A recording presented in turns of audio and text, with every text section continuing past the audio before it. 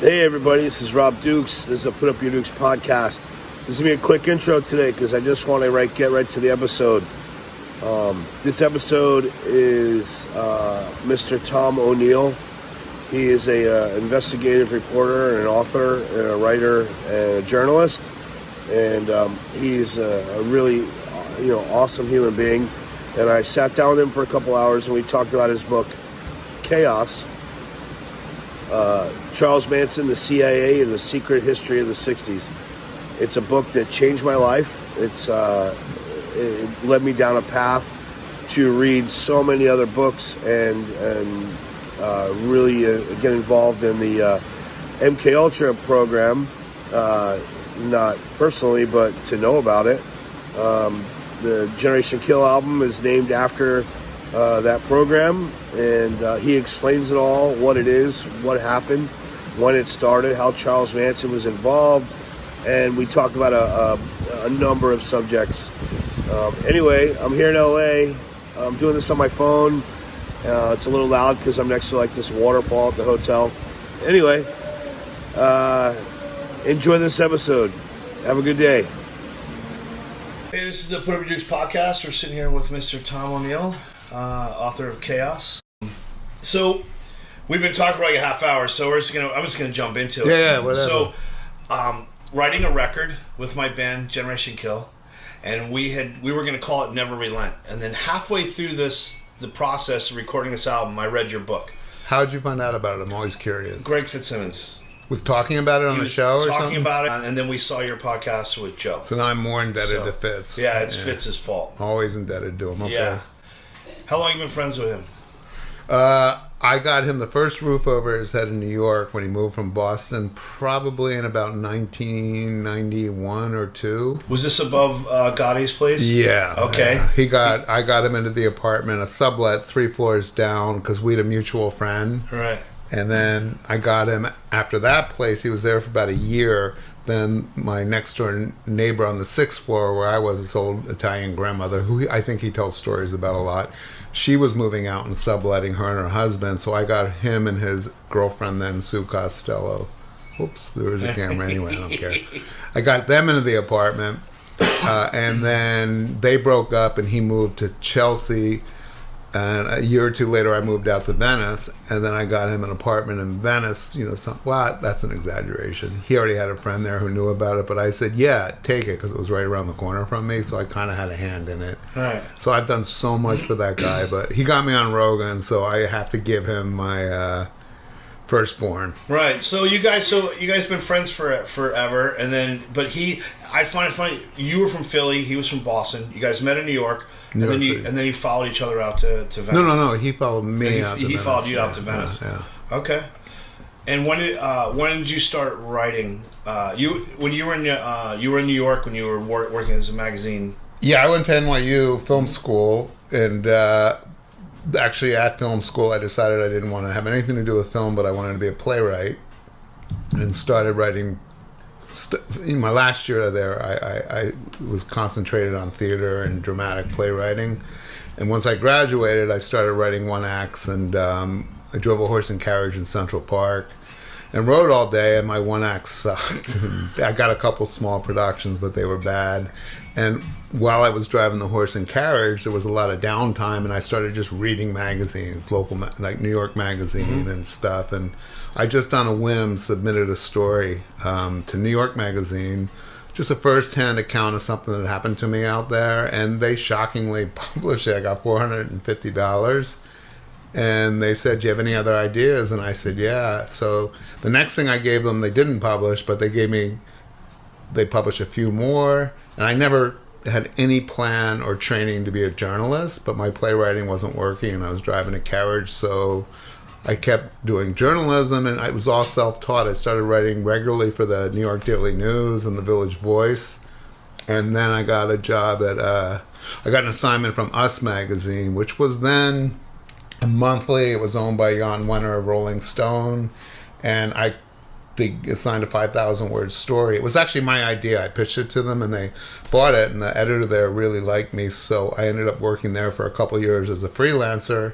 making really good money for the first time in my life, enough to stop the carriages. Right. And then they gave me a staff job as a contributing editor with a salary, and I did that for 4 or 5 years and moved out here to continue it.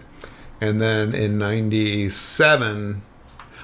so in 96, Jan Wenner, who owns Rolling Stone, unloaded us. He sold it, and I can't remember who bought it, but it turned into a weekly, kind of much more tabloidy, silly, entertainment-y magazine.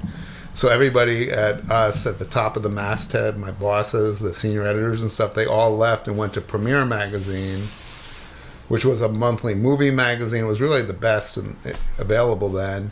And my editor, who I'd worked with all those years, she went there too. And I just ended my contract at us, told them I didn't want to go back.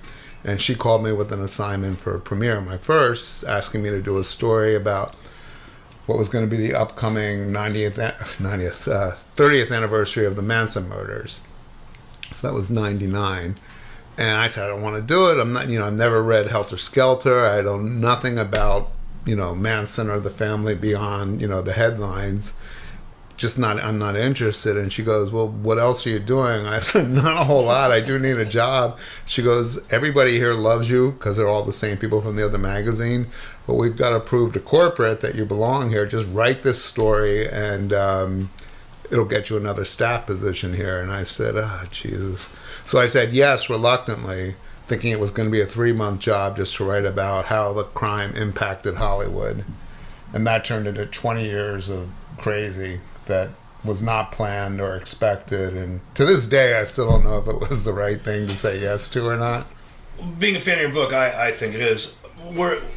So you were obsessed. Were you obsessed with the story right away once you saw that Helter Skelter was full of shit? No, I didn't. I really gave the author of Helter Skelter the benefit of the doubt. Yeah. So I read the book before I did anything, and I thought, wow, what a gripping, exciting, fast-paced read. But there were things that just didn't kind of add up in it, and I thought, well, if I can get an interview with him, he was my first and biggest target, And he surprisingly said yes, and that's what's great about having a national magazine behind you. It had nothing to do with me, but he wanted, for whatever reason, to be participating in this story. Right. Probably his biggest regret to this day. Talking to you. Talking to me, yeah. When you first started talking to him, could you catch him in lies from what he had written? No, I was so he was smart enough to... He was smart and I was naive. Okay. So I read the book and I thought, he's going to be the hero because what an amazing job. Because if you read the book, a first-time reader who doesn't know any of the backstory to events or the crimes, if that's your introduction to the case, he comes off as heroic and smart, and, he is very smart, but dangerously smart. Yeah. And... when I went to meet with him in April of 99, our first day together, we spent 6 hours, So I go to his house in Pasadena, and his wife has these Italian cookies. They're both Italian, and coffee and juice and drinks, and we sit and talk for a couple hours. Then he takes me out on a tour to some of the sites in the car, and then we go to lunch. Then we come back, and we're back at the house, and, literally he's very hyper, it's nonstop, and I'm thinking, this is fantastic, I'm getting such great material. But at the same time I'm thinking, but I have done my research. In addition to reading the book, I read all the interviews he's done. He's not telling me anything different or new. So I've been doing journalism long enough to know that you've got to have something in there that has never been reported before to make it a gripping story. Yeah. So I did what we call the Hail Mary pass, which is at the very end of the interview, I said to him, I didn't say, Vince, you're like just on autopilot here. You could be talking to anyone that you've talked to for 30 years. But instead, I very much more respectfully said, Vince, I'd love to know for the purposes of my story, if there's anything new about the case, something that's never been reported before, something that... even could, I could follow up on and get more information about. I'd love something new and fresh about this. I know it's not easy, but there must be something that you've never shared. And he kind of thought about it a few minutes, and then he said, turn off the recorder. So I turned them off. And then he told me an anecdote, something about the case that was shocking and new, off the record, that meant I could use it in the story, but I couldn't attribute it to him and use his name. Mm-hmm. So we turned the recorders back off, and I left, and I'm like, what do I do with this piece of information? It's new, but it kind of changes, not the outcome of the case, but kind of what happened right before it. And to make a long story short, what it was, I don't even know if it was true or not, but the mistake he made was telling it to me. It contradicted the official account, his own account. And to this day, I don't know why he did that with me. If it was just an error, maybe he wanted to please me, because a lot of people who are subjects of interviews, we want to be the hero of the story. Right. But it was stupid in the end. He shouldn't have told me that, because then it made me question everything in his narrative. So, in the end, it wasn't nearly as important to my book and my story, right, except that it was kind of a launching point for me to go beyond it. Now, towards the end of the book, I tell what it was, and I attribute it to him, because when this went from being a magazine story to a book, and went from being a 3-month assignment to a never-ending years after year after year, in 29 or 10, so 8 or 9 years later, he and I had come to such loggerheads, and I found out so much unethical and even illegal stuff he'd done that he was suing me. He started sending letters to my publisher to try to stop my book from being published. And in the letters, he talked about sharing this information with me. Once he put that in a letter, then I was allowed to attribute it to him in the book, because he was putting it in. No longer off the record. Yeah, so the story was just that there was, in the official narrative, there's an audio tape in the loft at the house where Sharon Tate and her friends were killed, that the police confiscated from the loft a day or two after the crime.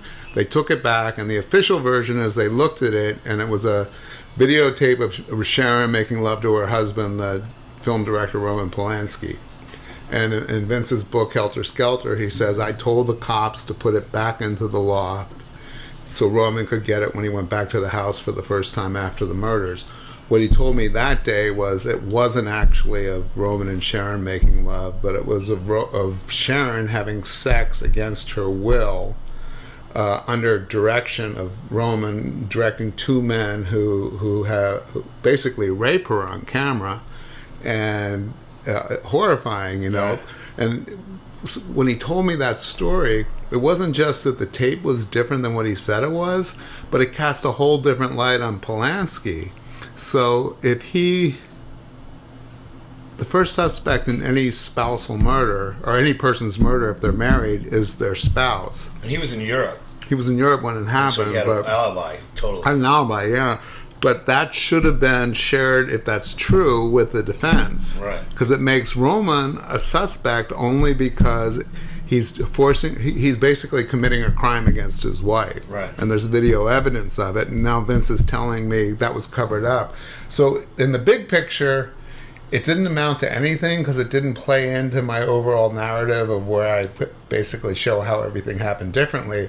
But it was kind of like the match that lit the fuse that sent me on a journey. Like, if he lied about this, what else did he lie about? Do you think that he told people to lie? Like Terry Melcher, did he told them, this is a narrative that we have to make, so we can put him away forever, and everyone will walk away? Yeah.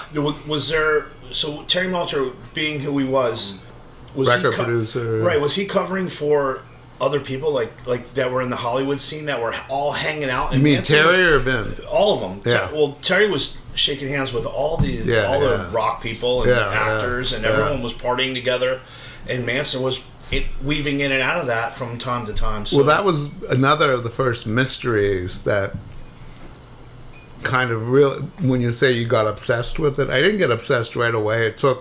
I shouldn't say a few months, probably a month or 6 weeks. Right. There was that little incident with Vince, and then I started talking to more people and getting access to people who were principal witnesses for the prosecution, because the defense never put on a case. People had never given interviews before 30 years earlier because, number one, a lot of them were too terrified of the Manson family to ever go public. Really? They just did what, because the Manson family was still out there outside the courthouse every day, and they were threatening people.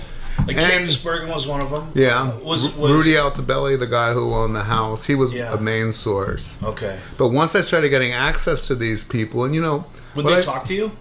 Not at first, but I'm persistent, and like Rudy, for instance, I had to take him out to 2 or 3 very fancy, expensive dinners before he finally agreed to go on the record with me and allow me to really interview him. And then he started sharing stuff with me that was completely contrary to the official account. And Rudy was one of the main prosecution witnesses, and he told me, I basically read a script that was written for me by Vince, the prosecutor. And at first I thought he was exaggerating because he'd never been interviewed. He was in his 70s. He'd lost his fortune. He didn't have anything going on. He used to be the cream of the crop of Hollywood. Now he was kind of like just off on the fringes, and he was getting attention. So I had to be really careful before I would use whatever he told me. So I went out to try to see if I could corroborate it. And that's when I started really working hard to get files that had never been released. Once I got access to first the DA's files and the sheriff's files, paperwork on the investigative stuff that nobody had ever seen, it showed that Rudy was telling me the truth. And the book was full of shit. And the book was full of shit, yeah. Wow. Yeah. So that's when it became obsessive and exciting, because then I'm like, you're following a what do you call it, breadcrumb trail and trying to get to the pot of gold at the end. I just didn't know that I was going to be doing it for as long. So I'm fascinated with your story, that being an investigative reporter, just that, I'd only done one crime story before this. Right. Prior to that, I was doing celebrity interviews. Yeah. So I would do a cover story on Tom Cruise or Harrison Ford, and I'd spend 2 or 3 days with them, blah, blah, blah, It was exciting the first few, and then it gets really boring after a while. Yeah. They're promoting a product, and they don't want to talk about real stuff. Yeah. And I did have some ideas for news stories about the entertainment business that I was able to pitch and sell to first us and then Details magazine, where I did investigative pieces about the industry, television and film industry, which was much more interesting to me. Mm-hmm. And then I did one crime story about a woman who was murdered in Fresno. It's called The Murder of Miss Hollywood for Details magazine. And that kind of hooked me into true crime. I'd never been interested in true crime before. Right. But it's an unsolved murder. To this day, it's unsolved. That murder happened in 96 or 97, and I reported it like a year later. But I really didn't have the chops for what I ended up doing for this Manson thing, because I hadn't interviewed, except for that story, cops, attorneys, judges, criminals and all that kind of stuff. All of it was I learned on the job. That's another reason it probably took 20 years instead of 5 or 10. So when I was reading the story, so I, like you, read, Helter Skelter younger, and I kind of knew the story. Just to what I knew. But not like me, because I never read Helter Skelter. I never cared. Yeah, I mean, I read it only, I read it in high school. Yeah. And... had I read it, I probably would have been hooked, but I'd never, for whatever reason, I was never interested in it. It just, he wasn't that important, to me. Yeah. As I read the story, I'm like, I was more into other stuff. But there was, the fascinating part of it was when, in your book, when you go through the whole thing, and then... the MKUltra stuff hit. It comes out of nowhere. It comes out of nowhere, and let me tell you, it hit me.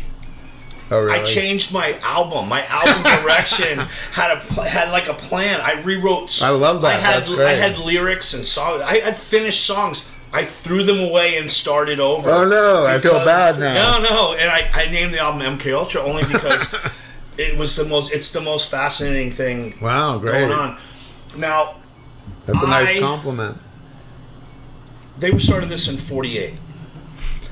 pretty much 48, 49 when it was Artichoke and Bluebird, and then it became officially MKUltra in 52. Can you imagine like the people that are that's fans are hard. listening? The fans are listening. What is it? They have no idea what we're talking about. Yeah. So can you just lay it out? Yeah. So it's hard to kind of do the nutshell version, but I'll do my best. Okay. So the World War II ends. The Soviets, who are supposedly our allies, are using Nazi scientists to develop technology that the Nazis had actually started, during World War II, to try to learn how to brainwash people through various technologies, using drugs, hypnotism, sensory isolation, deprivation. And once they're all scattered to the wind, rather than going to prison like a lot of them should have, most of them went to the Soviet Union, and some of them came over here. Most famously, the rocket scientists who ended up, making the atom bomb. First the rockets that went to the moon and the atom bombs, but also some of the ones that were doing experiments in the camps on people's minds, using drugs and whatnot. So at the end of the 40s, the Cold War starts kind of taking over the culture and the politics of the planet. And the Soviets and the Chinese are basically the enemies of Western Europe and the United States. And we go to war, the United States, with Korea, North Korea, on the side of South Korea. And basically we're fighting North Korea, which is, basically a puppet of the Soviets and the Chinese. And a bunch of our pilots get captured over there. And while they're in custody of the North Koreans, they come out and say that they were committing war crimes by dropping chemical weapons on the populations of South Korea. And the United States says, we didn't do that. There's no way that's possible. They must have been brainwashed. And our intelligence tells us that the Soviets and the Chinese have created the technology to erase people's memories and minds and implant stuff. So the Americans decide we need to do the same thing. First, defensively, to learn how to prevent it from happening from future pilots. And then once they realize that it's possible to really tamper with people's minds, they decide to create an offensive program to learn how to do it as another weapon of war. And that's when it really kind of becomes an important part of military intelligence, when the CIA in 52 under Allen Dulles creates MKUltra. And the ultimate objective was to create programmed assassins. So people who could be programmed to kill without any memory of their programming, to be completely amnesic of it. And that operation began officially in 52, 53, ended officially, if it ended, in 72 or 73. So it was a 20-year program, and when it ended, if it ended in 72, 73, it was the most expensive program ever run by the federal government. And it was on domestic soil, which was illegal because the CIA isn't allowed to operate domestically. And the program basically was doing drug experiments on people without their knowledge, usually disenfranchised people. So people in mental institutions, people in federal prisons, people that were lured off the streets by prostitutes into what they called safe houses, given drugs, and then experimented on to see what kind of control could be taken over them to get them to commit acts, usually against their moral code. And as I said, ultimately they wanted to program assassins. They also wanted to create couriers who could take information across enemy lines to collaborators and then return and have the memories erased, that kind of thing. It was pretty complicated. Nobody knew this was happening at the time it happened. It wasn't until 74 when Seymour Hersh, an investigative journalist for the New York Times, found out about it and published a bunch of front page stories on the New York Times exposing it, Then there was Senate hearings, congressional hearings, and the CIA eventually said, yes, we did this horrible program. Yes, it was illegal. It was against the Nuremberg Code, experimenting on a person without their consent or knowledge. But we really can't tell you what we did because all the records were destroyed. And they also said in the congressional hearings, everything we did was ineffective. It was a huge waste of money. We never learned anything. It's silly. We shouldn't have done it.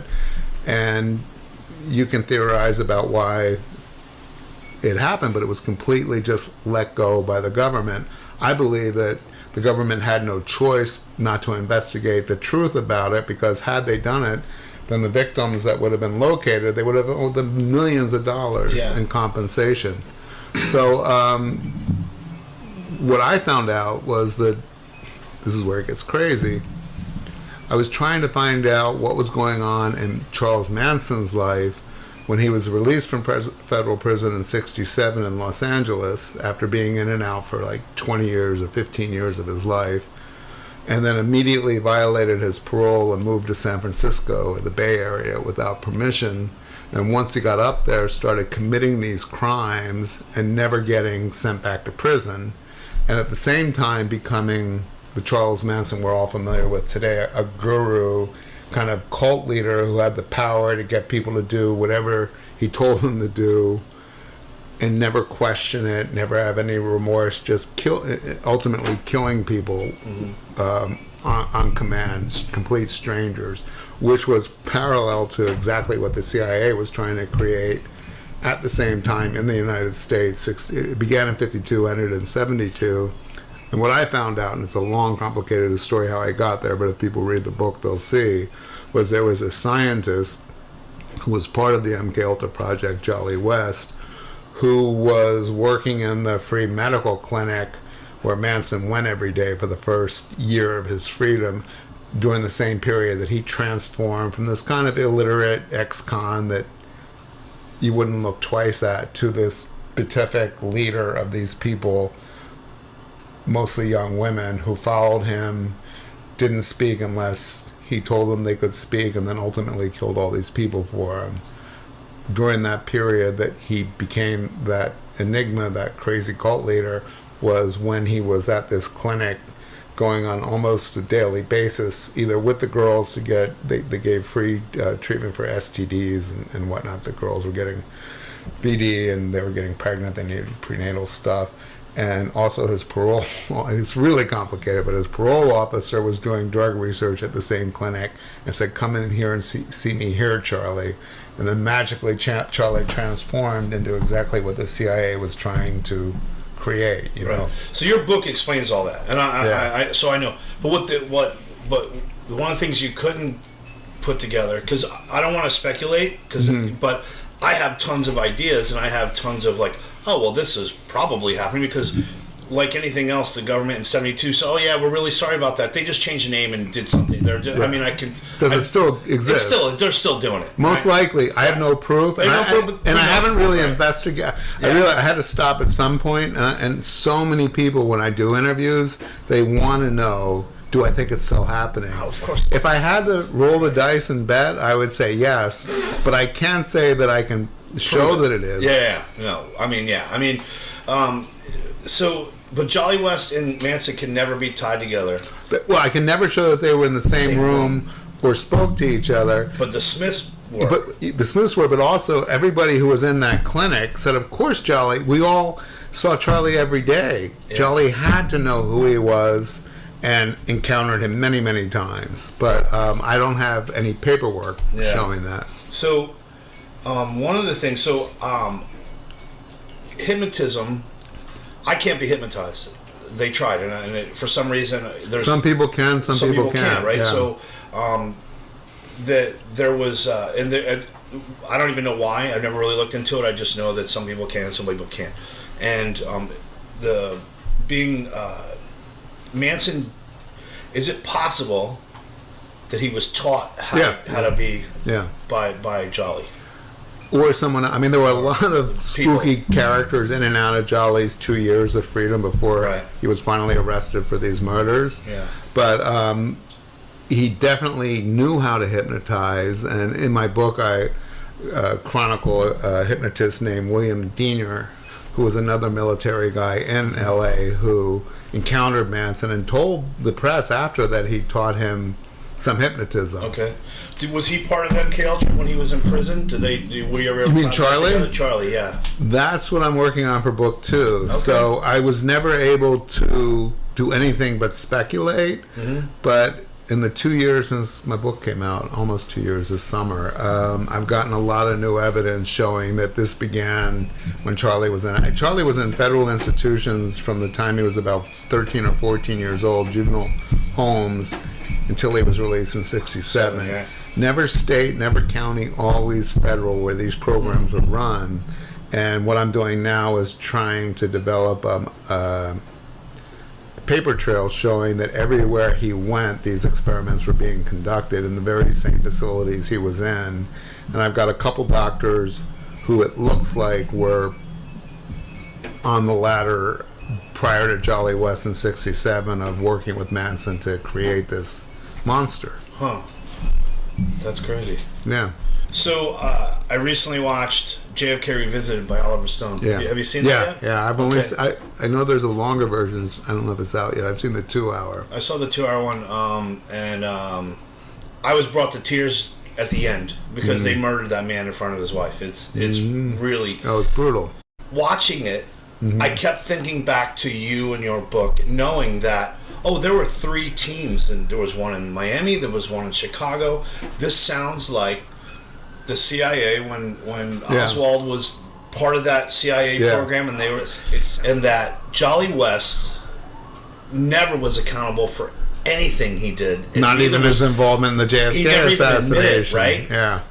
Dulles was fired by JFK. He didn't want to go to Vietnam. He wanted to reconcile with Kennedy. Russia. Didn't want to Kennedy, and he wanted to reconcile with people in Africa, and he wanted to kind of bring, and they just murdered him. They said no. So I feel like, in my opinion, I've read have you read Devil's Chessboard? Yeah, I know David Talbot. I think it sounds like Dulles is the kingpin to all of this. Yeah, the puppeteer. He was the kingpin. Well, he's the one who started MKUltra at the CIA. Exactly. Yeah. So, and then he was the one who was on the Warren Commission. Yes. Who was managing the information that was coming in and being shared and going out. So, in your book, you actually reached out to our inspector, the magic bullet guy. Now, if you read the book, you tell the story. You don't have to right now. What I want to know is, you reached out to a sitting senator, right? This is the guy who was on the JFK, and he created the magic bullet. He's the bullet. He's the author of the magic bullet. Yeah, right. he had to defend that till the day he died a couple of years ago. Okay. When you contacted him, he wanted the information that you said you had on the phone, and you had your mom lie for you to say you were in LA. Yeah. Was there a moment you were like, oh, the CIA's, they're gonna come get me? Like, were you ever scared writing this book? Was there ever like a time when you're like, there were times maybe I should have been, but I always was either stupid or cocky, too cocky to think anybody could get to me, and I have to be completely honest. I mean, I had some death threats, but I never took them seriously, and I felt like if they wanted to kill me, they would have killed me. Right. So I never really... My biggest fears and concerns were of Vince Bugliosi, who, was... Crazy and would have done anything to destroy me. And, had he lived... And I really wanted him to be alive when my book came out, but he died in 2015 or 16. It would have been good.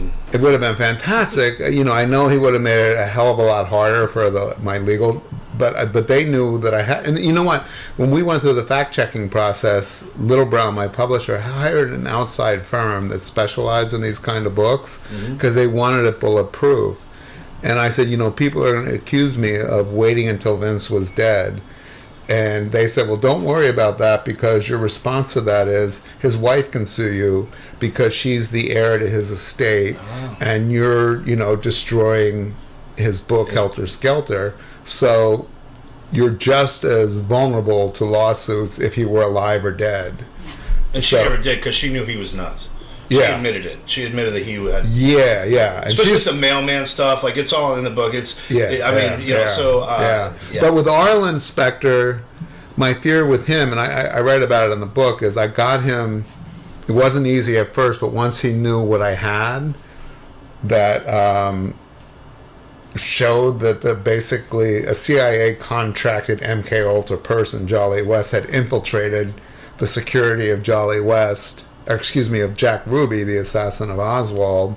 And from the day that he first was in the cell with Ruby, he had a psychotic break that he never recovered from. Let's go back. Let me back up. So, Jack Ruby kills Oswald, gets put in a cell.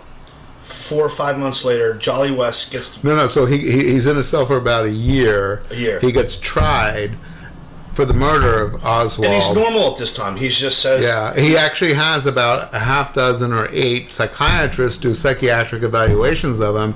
His defense wanted to say that he was clinically insane or had an epileptic fit when he shot Oswald, that he didn't know what he was doing. He claimed to be amnesic. Right. He was convicted. He never testified. He told his story once to a journalist who was, and that's for the second book, a CIA, it was called a Mockingbird journalist. Someone from the CIA took a story from him that wasn't true. Anyway, but he had never told his story under oath, either at trial or to the Warren Commission. So he's convicted in '64, I think April, and then he's got an appeal. He hires new attorneys, and they are the ones who bring Jolly West in to do a new psychiatric evaluation. So about a year and a half after he shot Oswald, he has his first meeting, or Jolly goes to see Ruby in prison, and he comes out and has a press conference and announces that in the preceding 48 hours, Jack Ruby had had a psychotic break that he would probably never recover from, that he's having auditory and visual hallucinations. When I'm in the room with him, he hides under a table because he thinks people are in the room trying to kill him. He told me he was Jewish, and he said he heard Jewish children boiled alive outside his cell every night. He's rambling. He's mentally ill, and he's never going to recover from this. What nobody knew then, except for Alan Dulles and other CIA people, was that West was contracted by the CIA to do, among other things, induce mental illness and insanity in people without their awareness. Right. And that happened from that day forward. So when I was able to present enough of this information to Arlen Specter in 2001 or 2, and he realized that I did have the goods, and that if he didn't look at them and talk to me, it was going to look like he was complicit in this, since he was part of the same commission. He wasn't on the Warren Commission. He was an investigative attorney for the commission. So there were only 12 commissioners, and they were all senators and Congress people. He was a deputy DA who they hired because he was smart and good, but he was technically working for them for the whole time they were in existence. Was Jimmy Seaver part of this too? Was that also Jimmy Shaver? Well, I knew about that then, but I didn't even share that with Arlen. I just had to keep it, like all of us, you have to keep everything tunnel vision focused. I said, I can just show you that Jolly West was working for the CIA at the time he examined and treated Ruby for the next year and a half until Ruby died. And during that entire year and a half, Ruby was he was insane, and that was exactly what Jolly West had done. And Alan Dulles was aware of it, and Richard Helms, who ended up becoming the director of the CIA after Alan Dulles, was his immediate superior. Right. And had that been shared with the rest of the commission, then they probably would have had a different conclusion. So Arlen Specter agreed finally to look at my documents and meet with me. And my paranoia then was he was running for office for like his 6th term as a senator from my home state, Pennsylvania. And for the very first time ever in 2001 or 2, he was way behind in the polls and thought he was going to lose. And my worry more was he was going to understand exactly the significance of it, because he'd always known it, and know that the only way he could recover from it was if he went public with it and made himself the champion of it. And it was a little paranoid on my part. He agreed to this interview. He was in D.C. He was actually on the floor. So this is how you can date it. He was on the floor of the Senate when they were voting whether or not to go to war with Iraq. So it was 2002, I think. And he took a phone call from me in between the different arguments. And he said, okay, I'll see you day after tomorrow in Philadelphia when I'm back there on Saturday. Come to this hotel. I'll be playing squash. I'll meet you after the squash thing. First, he wanted me to send him my documents, and I wouldn't because I said, no, I have to show them to you. I'm the only one that has them that prove all this. And he finally said, okay, I understand, but I need to see them. So what happened was, in the day or two before I went to meet him, I got paranoid. And it really was the only time in 20 years I really might have done something stupid. But I decided that had he decided to use this to protect himself from culpability and also go public with it long before my book was going to be published, I would be a footnote. Oh, I'm the guy that found it, but I would be like cast aside. I never thought he was going to kill me or anything, but at the last second I canceled the meeting. And in hindsight, I wish I hadn't, because I really wish I had that reaction. But it was crazy what happened afterwards. So I called up Saturday morning his spokespeople, left 2 or 3 messages saying, I've had an emergency, which was a lie. I have to go back to Los Angeles. I was in Philly. I didn't have to go back. And I was going in a few days. And then I called the number they had given me for Spectre, his personal cell, left that message. So I thought, I've covered my bases. They all know I'm not coming. And then I left my parents' assisted living apartment to ship some, because I've been living there for 3 months doing research and working on the Warren Commission aspect. So I went to the post office and shipped like 3 or 4 boxes back to LA, so I didn't have to pay to take them on the plane. And I was gone like a half hour. And when I was gone, I said, Mom, this isn't going to happen, but if Oil Inspector's spokesperson calls you, tell him I'm on a plane. She goes, I can't lie. I mean, my mom was Italian. I go, but you have to, because I told them that I was leaving for the airport. Just say I'm not there. I went to the airport. I'm probably on the plane. Oh, no, I can't do that. I go, you got to. So I leave, and I come back a half hour later, and she's white as a sheet.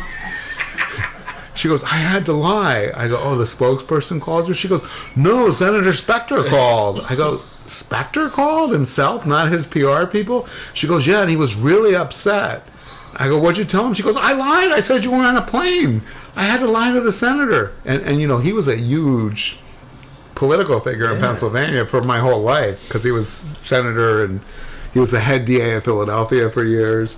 She goes, I can't believe you made me lie. So thanks, Mom. I owe you one.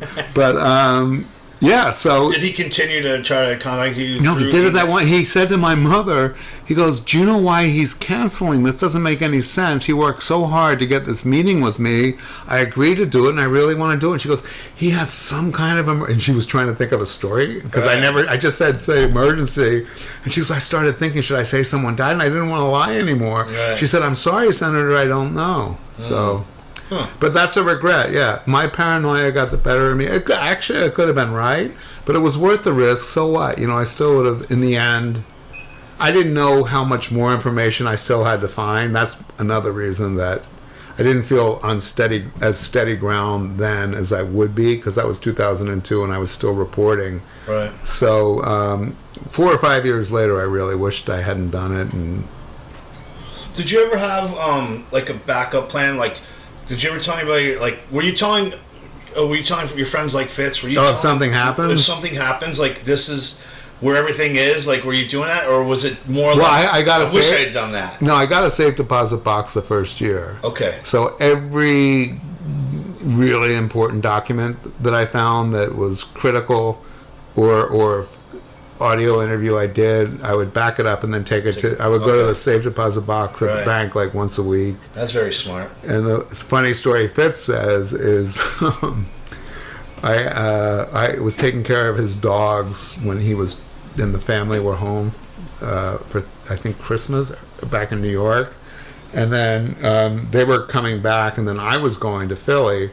And I said, can I leave a couple boxes in your house? Just, he goes, why? I go, I just, I don't leave in boxes someone could break in. I think he thought I meant like financial Right. So he comes and he goes into little JoJo's bedroom, and she's like, when they come, the family comes back, and there's like 10 of my boxes of my files.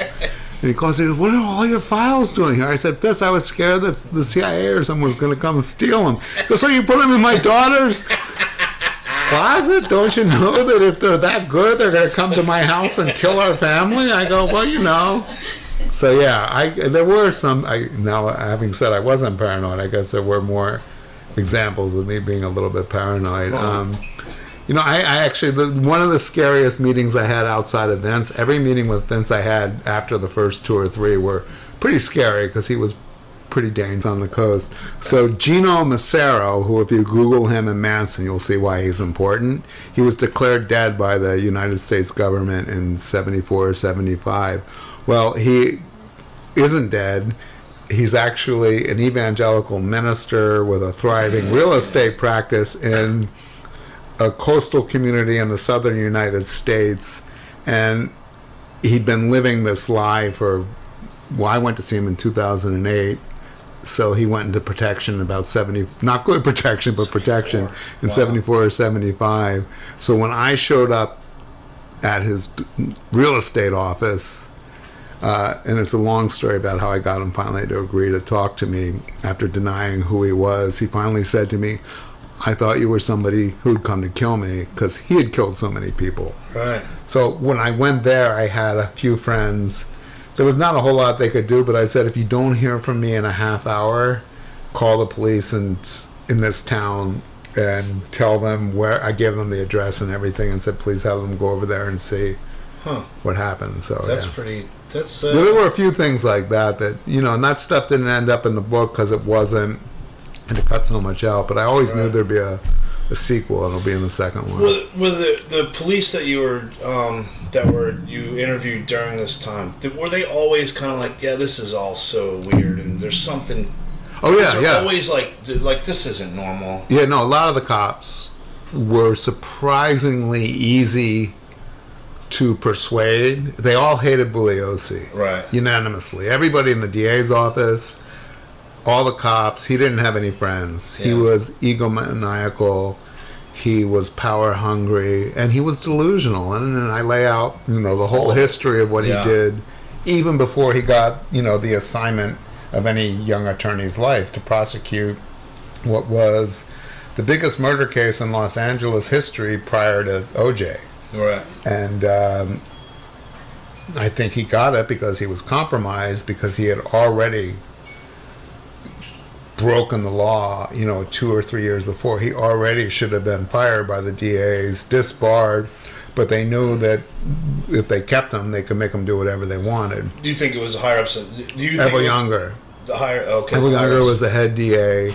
He was a Nixon guy and a Ronald Reagan guy. So there was a whole apparatus in place that was kind of, that's where the COINTEL program comes in, you know, in California, and the Chaos program, CIA, and like Climax, all part of that. And the people who were the puppet masters, Dulles was CIA, but in California politics, it was Ronald Reagan, who was the governor, Sam Yorty, who was the mayor of Los Angeles, and Evel Younger, who was the DA. They were 3 really arch, right-wing, conservative, anti-youth, and you know, pro-law and order Nixon people. Yeah, they wanted Black Panthers done. They wanted the hippies done. So they were all in place, and Bugliosi was almost as much as a pawn as Manson was. Right.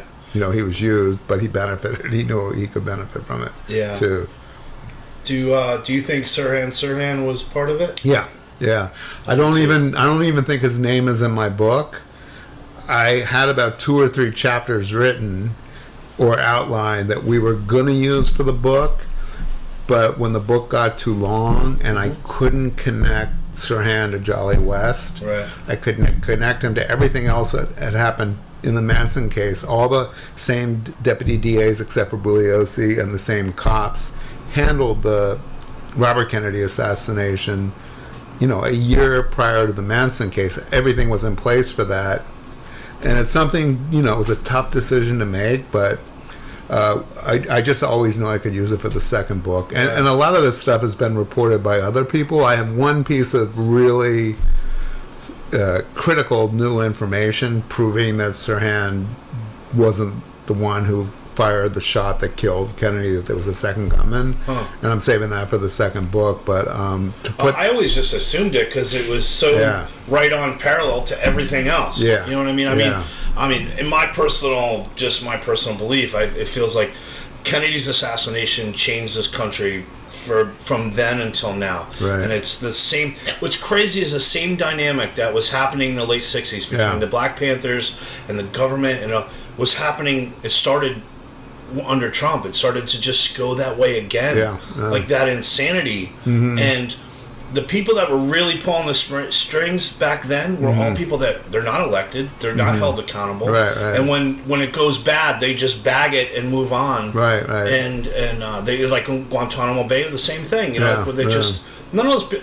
The woman that headed up the whole Guantanamo Bay is now the CIA director, Gina Haspel. Yeah, she was. She hired the 2 doctors that did all the shit that said that.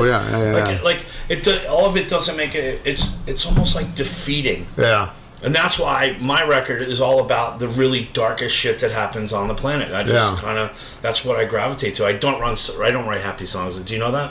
I don't write happy songs. I didn't know there were happy metal songs. Are there? There are out there, but I don't write them. So, but so I think your book has made me smarter. I think your book has made me I read The Devil's Chessboard. I read The Manchurian Candidate.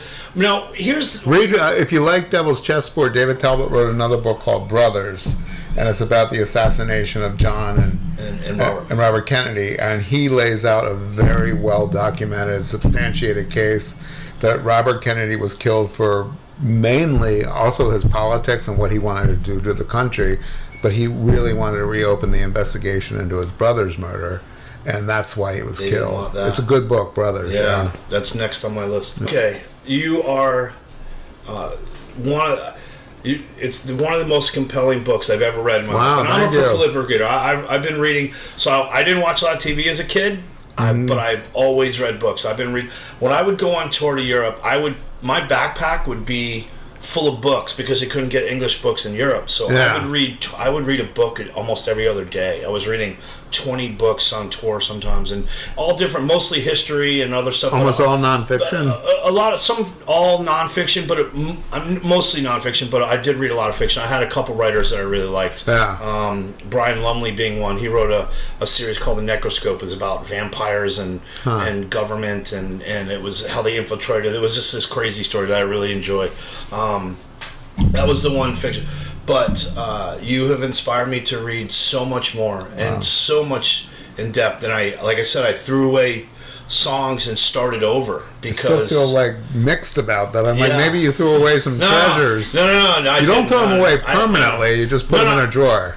I just put them in a drawer. I said, I took the lyrics and I say, no, these deserve better. And what's funny is of all the reviews I got, the song that I wrote and I called MKUltra is that's my favorite song on the record. Oh, good. So because it's dark. So my friends think I'm crazy for turning down your offer to do the spoken. I was going to say that. So I wanted you to be the doctor. I know, I was telling some friends last week, and they're like, "Oh, come on!" I go, "Well, I have to be so careful because I get at least 1 or 2 emails a day from people who think they were experimented on, and I don't think 90% of them were. Right. But I feel like if I make anything that seems like I'm not taking it 100% seriously, I get it. Yeah, I get it. And at the time you had just done that. But I've never been on a record before. Right. You had just done the podcast with the family of. That too. So that was the main. That reason. was heavy. I understood, and that's a heavy story. There's not a lot of humor in this book. I was kind of hoping there was, but there's really not. That's why what little humor was in there was completely erased by the guy who did the book reading. He's still all right though. God bless him. He didn't know. Yeah. But there's not. I don't think there'll be any more in the second book. But do you think Jolly West ever had a sleepless night, knowing the lives that he destroyed, knowing that he sent that man to the electric chair? No, I think he was a sociopath, and if you actually his son wrote a book about participating in the deaths of Jolly and his wife Catherine. So Jolly and Catherine both died of assisted suicide by the son. You know, they were both psychiatrists, medical researchers, and the son writes this book, John West, that came out about 5 years ago. I forget what it's called, but it's about how it's a biography of his dad, Jolly, and also his mother, and then how he decided to participate in something that could send him to prison. And he paints a picture, wasn't a surprise to me. Jolly was a horrible person to the people he loved that were around him. He had affairs with colleagues, students, then tossed them aside. He didn't care about humanity. He didn't care about people. He cared about power, cared about science. But he wasn't even like his power was just, it was like an inner circle of crazy people. Well, you know that I actually interviewed him. That might not even be in the book. I can't remember. I didn't know you interviewed him. That's the craziest. There's a lot of weird coincidences. I know you interviewed Manson, but you said I sat down with Jolly and interviewed him before I knew anything about MKUltra. Wow. I was out here in Los Angeles, and I think like 93 or 94, and I was doing a story, and it's one of my better ones, on celebrity stalkers. So it was a story about people who became obsessed with TV or movie stars and then killed them.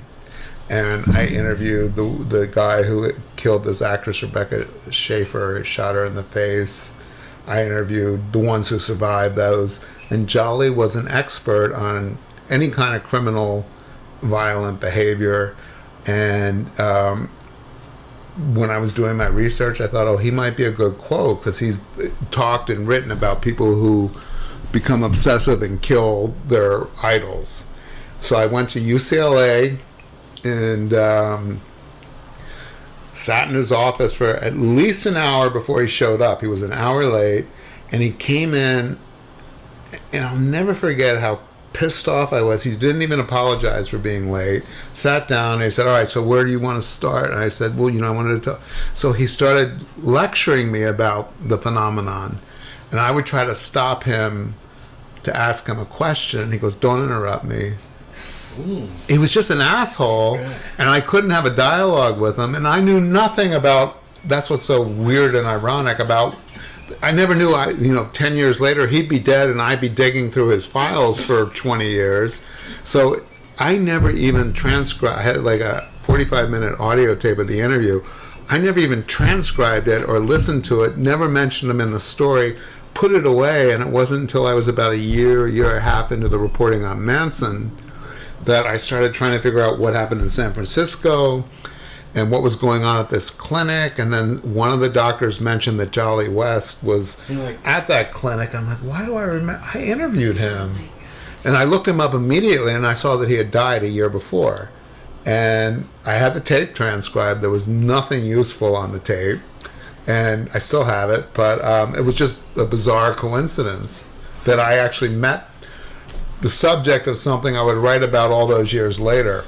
When he killed the elephant, did you think he was trying to see how much would kill a human being and just trying to do a test? No, he was trying, and this is one of my regrets. I should have had a few more pages on that, and I love my collaborator, Dan.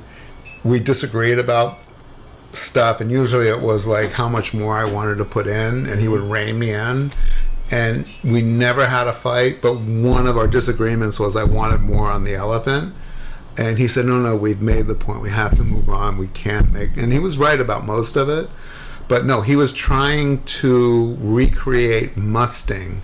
Musting is a phenomenon in male elephants that when they... I think it's when they're going into puberty, they go on these rampages where they would stampede through villages, and just anything, humans, houses, anything they saw, they would trample and kill. He was trying to recreate that, see if there was some kind of secretion, because they knew that this chemical change happened during this period, and he was trying to extract that chemical when the elephant was musting, and he was trying to trigger the must with LSD to extract this to see if he could use it in humans. Wow. Okay. And a lot of those victims, the only ones who've been compensated by the United States government, ironically, in Canada, are about, I think, a dozen of them who sued successfully, and it was settled. And the agreements of the settlement are they're not going to release, and they're not going to talk about it. So there is, some of them are talking about it, but they don't know, because since they agreed to the settlement, they weren't shown everything that the hospitals had on them. Isn't it crazy that we look at things from 50 years ago and we realize today how fucking insane they were? Like my one is like where they took killer whales as babies and put them in tanks for us to fucking gawk at. And then they realized, oh, that was a really bad idea. Yeah. But they don't ever talk about, oh yeah, we were doing this shit to humans and it was a really bad idea. And we should do something about it. Because those people are never held accountable. Ever. Yeah, well, I have a great quote from a psychiatrist who ran the... so Jolly, before he went to UCLA, head of the psychiatry department at University of Oklahoma.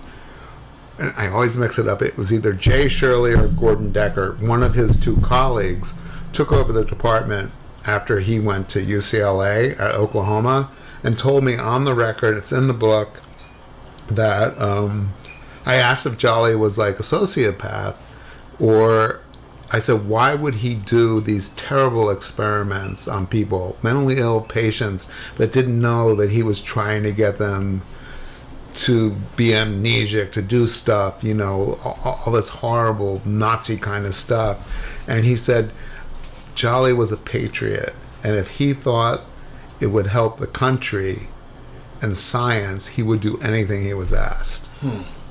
And that was a Cold War excuse for a lot of this stuff. People were terrified during the Cold War, and it's ironic, we might be about to enter another Cold War. But, there's a middle ground somewhere, and I think Jolly was insane. Insane. He had to be. That was my conclusion. And the Jimmy Shaver story is a really good illustration of it. So in 1953, Jolly West contracts with MKUltra, Richard Helms, Alan Dulles, to start experimenting. At the time, he was at Lackland Air Force Base in San Antonio, outside of San Antonio, Texas. And I have all the correspondence between him and Sidney Gottlieb, who was the scientist at the CIA who was supervising the whole MKUltra program, basically outlining what Jolly's going to do at Lackland. And in these letters, Jolly outlines this experimental program where he's going to treat, where people who are coming in for any kind of psychiatry, he's a head psychiatrist at Lackland, any kind of psychiatry treatment, any kind of brain trauma, any kind of injury, he's going to covertly try to get them to do stuff against their will after they've been hypnotized and given drugs, so they don't know what's going on, they're amnesiac after. And he, in this series of letters, he's reporting his accomplishments over the course of a year, and at the end of 53, I think it was the beginning of 54, he tells Gottlieb, I've been doing this on the base, but we need to take these experiments out into the field. And literally 6 months later, one of the airmen who was at the base, Jimmy Shaver, no history of violence, never arrested, one night abducts a 3-year-old girl in the middle of the night. It was a heat wave, it was a different time, it was Texas, and the parents couldn't sleep, so they brought their 2 children to a bar at like midnight, and they were in the bar having drinks. It was a saloon, not a lot of people, and they let the sister and brother play out in the parking lot.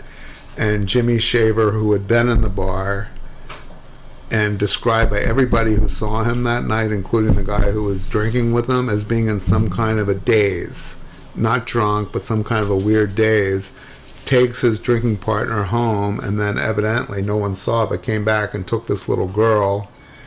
And when the parents realized that the girl had been abducted or disappeared, they went to the police. The police actually went to the base and said, we need all the airmen out to help us find this little girl. So at about 3 or 4 in the morning, a couple guys who were working in a gravel pit, were I guess sleeping in the cabin of their truck, saw this guy just kind of wandering out of the pit, and his shirt's off, and he's bleeding, and he's got scratches all over them, and they go up to him, like, what's going on? He goes, I don't know how I got here or where I am. And right at that moment, some police cars on the search came in, and they're looking for this little girl's body, and they see this guy, and they said, where's your car? He goes, I don't know, but it must be somewhere. So they find the car, and there's all this blood in the car, and her panties are on the door. So they pan out and find the girl's body, and it said it looked like she'd been attacked by animals. Her legs were split, and she'd been raped and killed, Sherry Joe Horton. And he was arrested, and he was amnesic. He had no idea what happened to him for the preceding 6 hours. There was a trial. Jolly was a base psychiatrist who was assigned to treat him throughout the trial and extract a confession from. He extracted a confession under amnesia and the truth serum, sodium pentothal.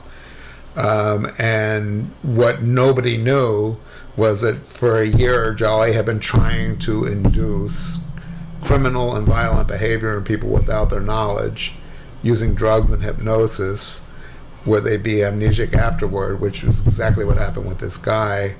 And that was the outline of MKUltra's program. yeah. He always denied it, but he actually sent a letter to Gottlieb and said, this is what we want to do. Yeah, and then in '55, he sent a letter to Gottlieb saying he had learned how to implant false memories in a person without their knowledge and remove true memories to the effect or to the point where they would never know which was which and would be amnesic of the programming of it. And that's what Jimmy Shaver was. He was also seeing Jolly for months for migraine. Oh, that was the other thing. So what I found was during the trial, it came out that he had these migraine headaches since he was a kid, and that he was doing experimental treatment at the base to try to, get over these migraine headaches. Of course he was. And when I tried to get his medical file from Lackland, it was the only one file that was missing from that year. And it wasn't even the entire year's file. It was just his name began Shaver. It was like SH to ST or something. Right, all they of didn't them take were J, missing. they just took Yeah. So, that doesn't seem suspect at all. Yeah. Right? So that's kind of the nutshell version. I don't mean to laugh about the story because it's a horrific story. Yeah. But in one of those things is that, like, once again, no accountability for any mistakes happen. It was probably a mistake. I don't think he wanted it to happen, but he got what he wanted. What was interesting is Jolly then all of a sudden became an anti-death penalty advocate. For the rest of his career, he argued that nobody should be put to death. And I feel like he felt guilty, and that was kind of his penance. Yeah. Instead of, Yeah. Well, so that's one of the horror stories in the book. That nobody knows about. I mean, none of that was ever reported before. Yeah, I actually tried to write lyrics about it, but I stuck with the program itself, and maybe it'll be on the next record. I don't know. Oh wow. Okay. So when that's a fascinating story. I mean, it's in your book and it's laid out completely, and it's not pleasant reading. It's not a pleasant read because it's an awful story, and it when I read it, I mean, I remember just going, damn, dude, like. Yeah, I don't think how did they go? I should be clear. I don't think Jolly wanted that 3-year-old girl to be murdered and raped, but I think that was an outcome. That was a likelihood because he was tampering with these guys' minds, not her, but anything like that. Yeah, but the fact that he was still able just to lay his head down at night and go to sleep. If he did, I don't know if he did or not, but I just assume that most of those people just don't have any remorse for what they're doing and how awful it is and how. It not only impacts the little girl, but then the rest of her family and moving on, and then Jimmy's family for moving on forever. It just generational becomes like this awful, dark stain in our lives. And Jolly, he walked away with it with no marks on him. You just gave me an idea. I mean, when you said Jimmy's family, I shouldn't say close because I never met her, but his half-sister, Brenda, who was too young to remember anything about this except his execution, because the murder happened in 54 and he was executed, I think, in 58 or 59. So she was about 9 or 10 when he was executed. but she had to live with that. So when I came to her with this information in the early 2000s, she said, this is what my family always told me, that there was no way, anybody who is, commits a horrific crime like that, their family is going to think something isn't right, that he didn't really do it. Or so when I came to her with this information, she so wanted to help me and get me documents and stuff like that. And there was one person who could help me, and that was her stepfather, who was also Jimmy's stepfather, who worked for the FBI and was part of the COINTELPRO program, Everett McGee, and he would not talk to me. Wow. He would not talk to her, and she was so frustrated by it. And she's Brenda McGee, and I should do a social media post on her with her permission and use some of the conversations we had that I taped. One more question. What kind of kid were you? I was reckless, bad, black sheep. Troublemaker? Yeah. I mean, I was the third kid of four. My two older brothers were picture postcard perfect students and athletes, so they had to have a rebel somewhere.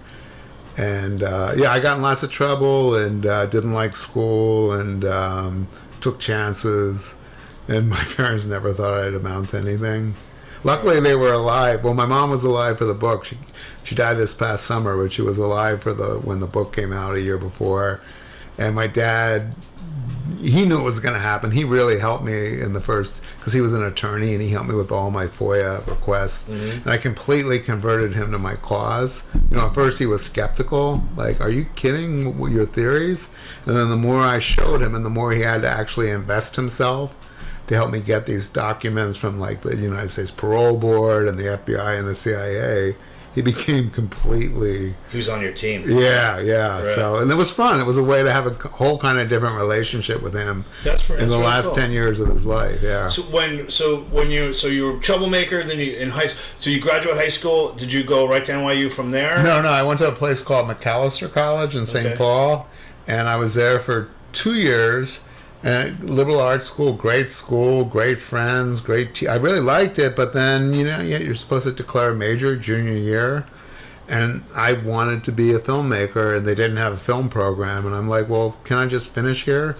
And they said, you really should go to film school. So I transferred to NYU for film. Okay. And I dropped out of NYU after 1 year to kind of just write and isolate, and I also worked in the movie business, and my family never thought I'd go back and finish, but it was something I was determined to do. So I think like 3 years later, I went back and got my diploma or a degree or whatever, and then went on to the, bad playwriting and carriage driving and became a journalist. So. Was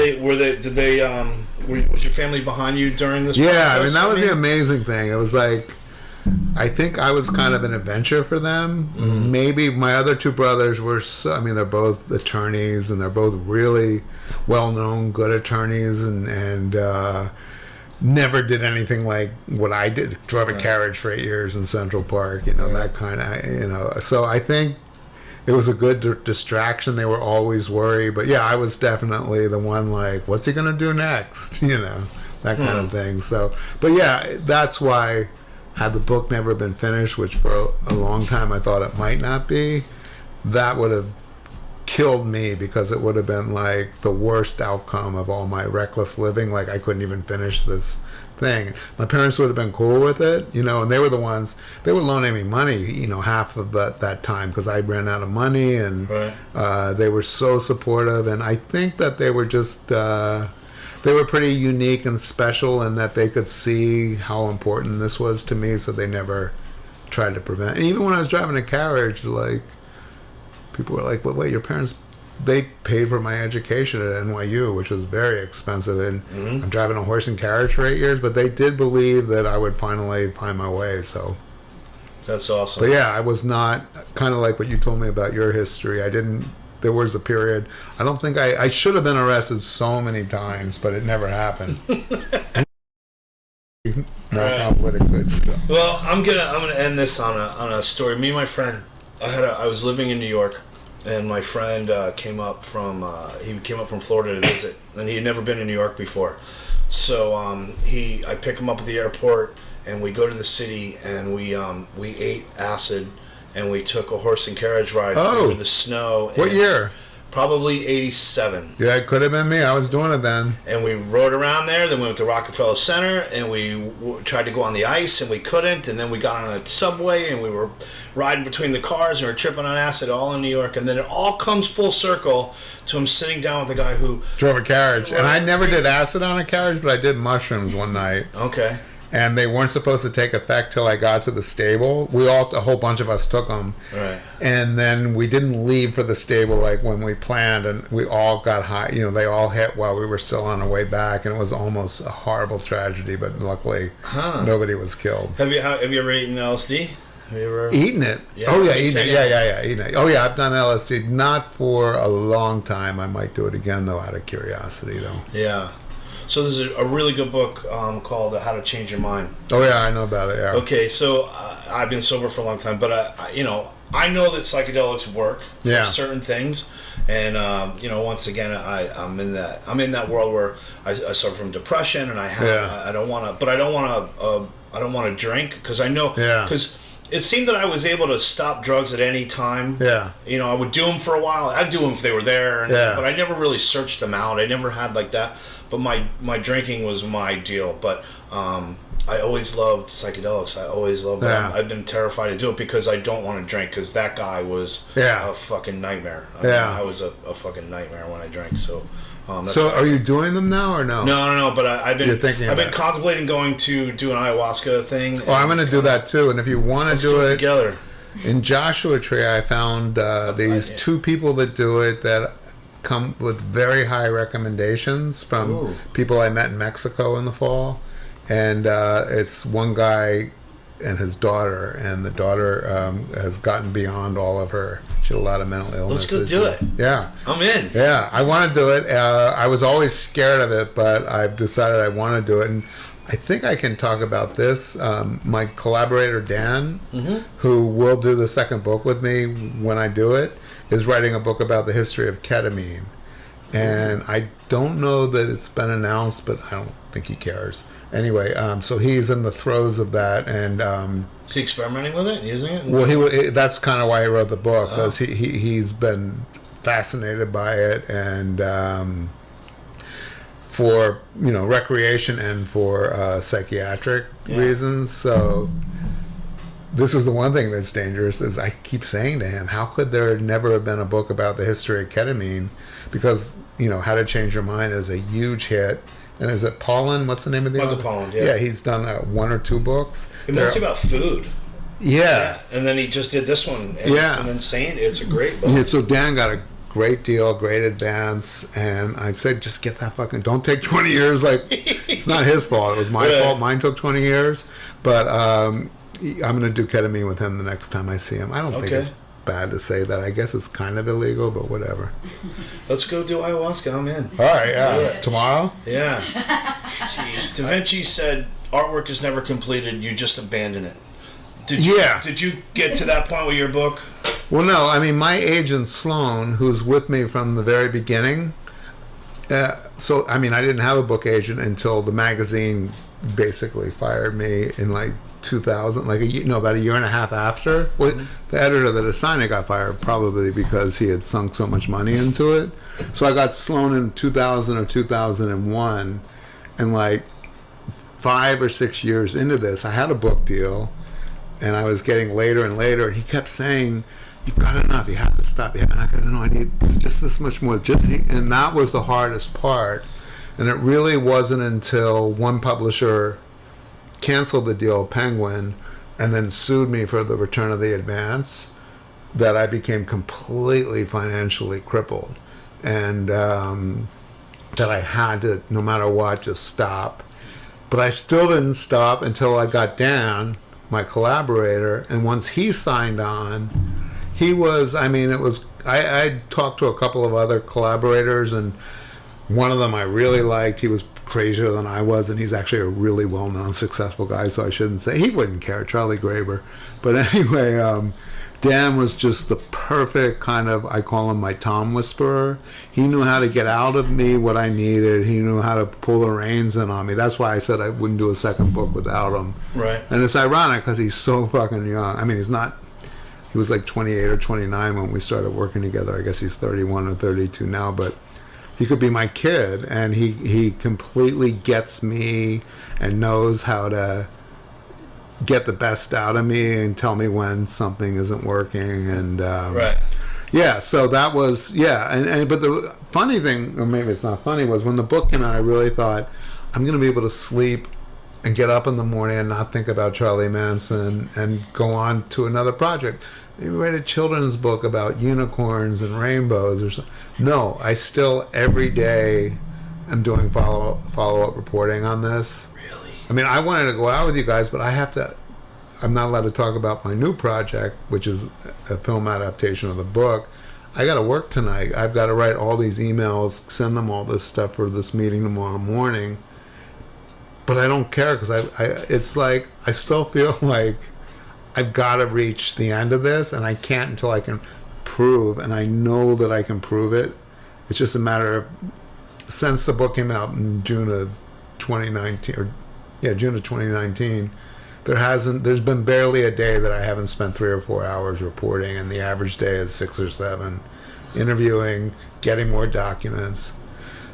You know, the icing on the cake, the best thing was, and especially since the Rogan podcast, because that gave me that magnified my audience 100 times, right. is I get messages and emails from people every day. And like I said earlier, 90% of them are crazy or useless, but there are a few that have really, the only way they would have come to me was if they knew what I was able to do in that book. So they finally decided to share confidences with me. Important people. Yeah, so I remember listening to Quentin on Joe, and he loved Rogan. And in my head, the first thing I said was, I hope Quentin does the movie. Well, a lot of people said that, but I don't think he could do it because it would be too similar to what he has just done. Yeah. And I know he says he only wants to do one more movie, right? Well, about you, your life story would be the one to do. That's what I would. Well, the scripted rights are available. I mean, I can say that the documentary rights have been sold and something's happening. I really can't talk much more about it, but the scripted rights are available. Yeah. I don't know if Quentin knows that, but yeah, so he reached out to me. And again, it's a small world out here. I had 2 friends who actually were secondary friends, friends of friends, but I'd met them and liked them, and they liked me, and they both are very close to Quentin. One is Billy Clark, who's an old friend of Fitz and Gibbs from Boston University. Okay. And he's Quentin's first AD on every movie Quentin's ever done. Okay. And he now produces the movies with Quentin. And the other one is a woman who dated Quentin, and I think is one of the few women who remained Quentin's friend after they broke up. She went to his wedding when he married the woman he's married to now. Right. So when the book was almost finished, I reached out to both of them because I knew Quentin was making his movie, and it was still like a year before his movie was coming out and my book was coming out. But I said I'd love him to have an advanced copy, and maybe he'll be interested in talking to me. Yeah, and he loved it.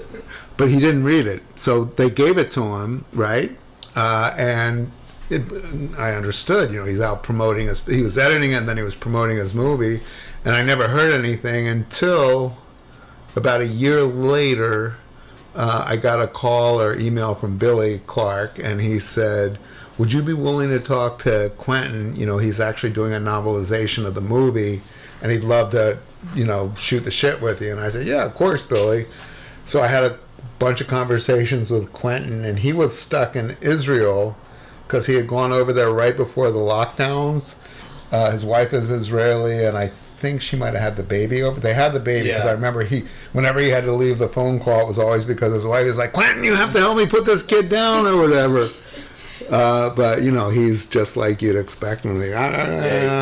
But he was really nice, and and then he'd shoot me emails like, how does Ruth Morehouse fit into this, that, and the other thing? And then as soon as the book came out, he got in touch with me and wanted to send me a copy, signed. I have it over there somewhere with a nice signature. But the biggest thing was when he actually went on Mark Maron first. Oh yeah, and talked about the book, and then when he went on Rogan, I think it was like a week later, they talked about it for like 10 minutes. Yeah, and it sold out that day. Yeah, So, and that's the other good thing about Rogan is not just did he help me when I was on in April of 2020, but he'll bring it up, months later. Yeah, they talk about it all the time. Yeah, sir. Thank you. So much. You're welcome. This was fun. Wonderful. I guess it is better we did it without Fitz, because Fitz would have been trying to be funny and stepping on it. Yeah, he would have ruined it. Selfish Yeah. bastard.